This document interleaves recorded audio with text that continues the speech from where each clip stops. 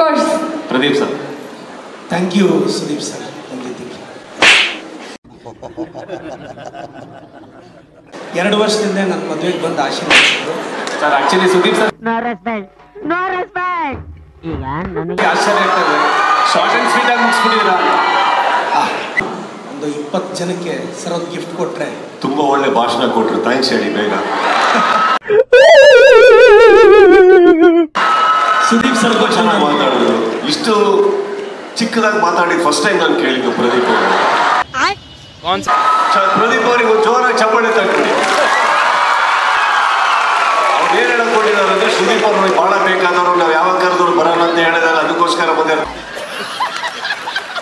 Thank you Pradeep. ಮತ್ತೆ thank you Pradeep. ಮತ್ತೆ ಅಣ್ಣ